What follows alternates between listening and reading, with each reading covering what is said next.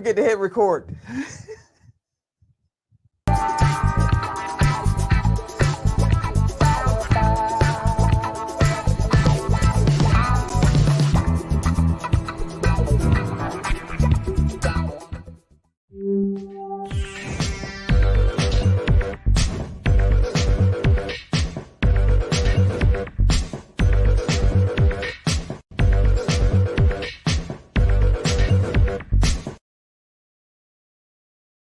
Hey everybody, you know where you are, the 9 at 9 with me, Tigo. And as always, I always start the show this way. I tell you, I'm bringing an expert to the show. Well, the show's called Expert Talk, so of course I'm bringing an expert to the show. But today is a little different because today we're bringing the #1 money mentor like in the whole world. You've been wanting to know how you make money, how you grow, yeah, he's here. Chris Naugle's here. Are you out there? I'm here. Hey, thanks for having me on the show. Thanks for being on the show. The #1 money mentor. Really? I didn't come up with it. Somebody started calling me that, and then it just never stopped. And I'm like, ooh, that's a big shoe to fit into. So if you're a money mentor, there's so many different ways to look at money. What kind of mentor? Are you teaching people how to invest? Are you teaching people how to grow their business? What exactly are you doing? Yeah, specifically wealth. So we teach people the secrets of the wealthy. And it goes back, hundreds of years ago from the Rockefellers, the Rothschilds, the JPs, the Morgans. Heck, you can go back to the times of Babylon and, straight out of the book, The Richest Man in Babylon. The secrets that the wealthy use to build wealth is what we teach. And, I come from the Wall Street world, so I have lots of investment, experience over 16 years being there, but I'm no longer in that world. And I realized that the traditional financial knowledge that we've been taught our whole life, much of it is a lie. Much of it is there to get you to give up control of your money. And that's where people go wrong. We get so conditioned that we can't be a good steward of our money. So we give up control of our money to the banks, to Wall Street, and to others, when we should be the best steward of our money and learn how money works and also how wealth works.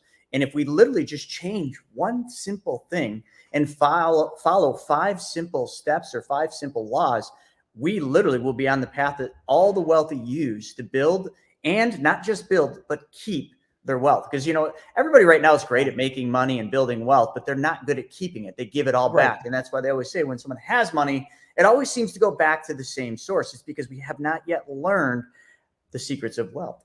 And that's what we teach.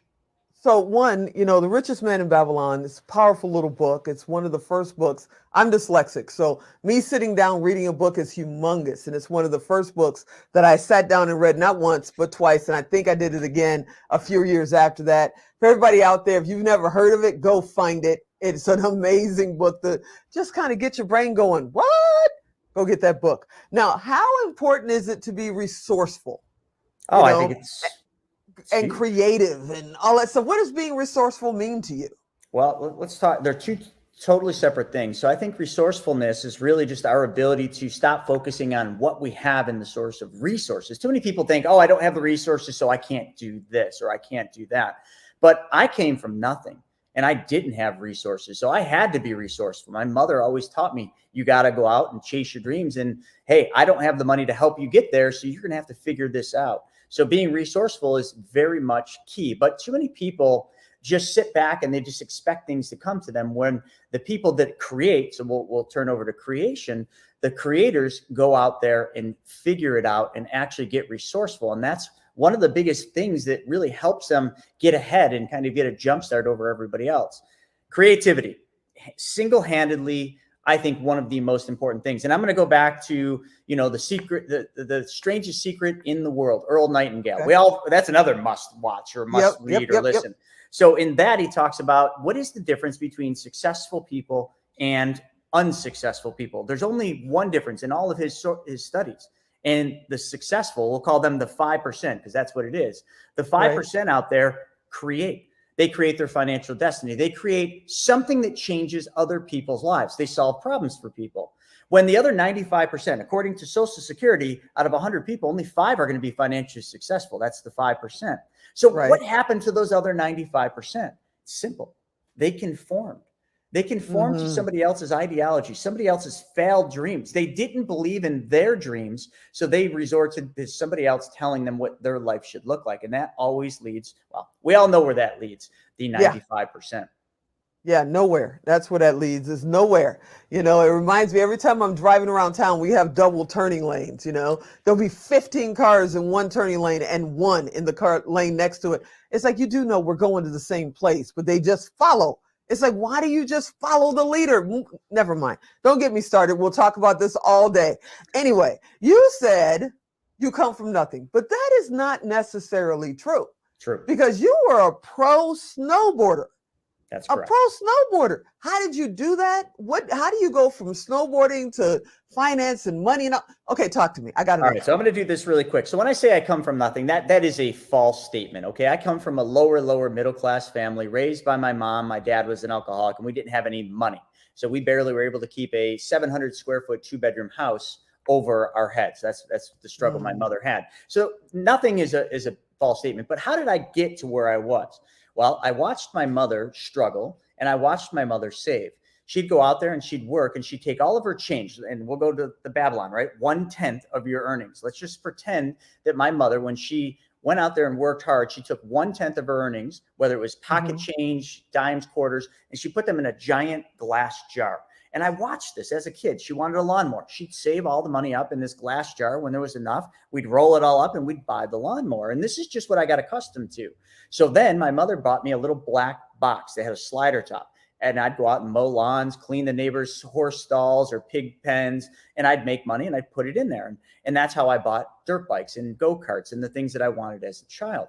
Right. So now let's kind of take that fast forward. So how did I become a pro snowboarder? I came from Buffalo, New York. So we had no lack of snow. We don't have mountains here. We're not the epicenter for snowboarding, but I watched one guy, okay, his name was Blair Russ, and I watched him become pro. And he was a guy that lived in my town. And I just simply said, what was his path? How did he do it? And I followed what he did, the success path, if you will. And I did what everybody else was unwilling to do. Now, I didn't have resources, so I had to be resourceful. I couldn't afford to go to the resorts. I couldn't afford new boards. So duct tape was an important thing. Used equipment was important. But I had this ravine by my house. It was a country club. And in the country club, they have sand traps. You've all seen them. I would go there and I would find the sand trap that was on the downslope of the hill, and I'd build a jump out of it. And that's how I learned all my tricks. So then how did I end up from snowboarder to Wall Street?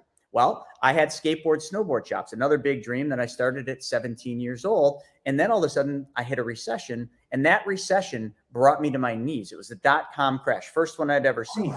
I needed to get a job. So Little Caesars Pizza, true story. I went there to get a job as a pizza delivery guy. I figured I'd work in my store in the day, deliver pizzas at night. They weren't hiring. I put my resume out, and the only people that called me were Wall Street firms. So that's how I entered the Wall Street world, and I rose to the top because I was willing to do what everybody else was unwilling to do. And that is my secrets to success in terms of entrepreneurship. And I've also taken that same approach when it comes to building wealth.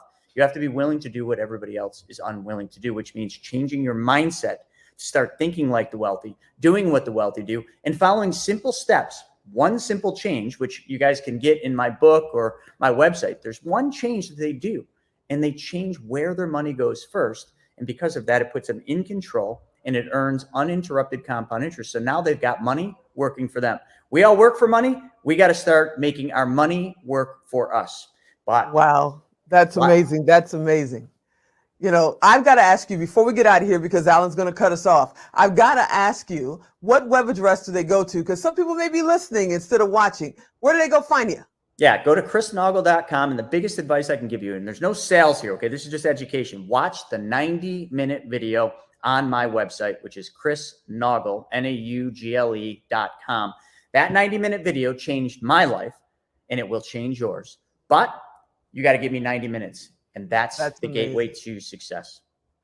Man, we touched on this much. This 9 minutes went flying by. I know you have a mastermind program. They can go find out about that. You got, I saw money schools, that is, you know, that you can go and learn all this stuff that Chris took years to learn. He's going to teach it to you. So go out there. Don't call Tigo. Go find Chris at Chris. Really, Alan, really, go find Chris at Chris. Naugle.com. I hope you enjoyed this episode. I hope you'll come back next time. And as always, I'm Tigo. I'll talk to you next time.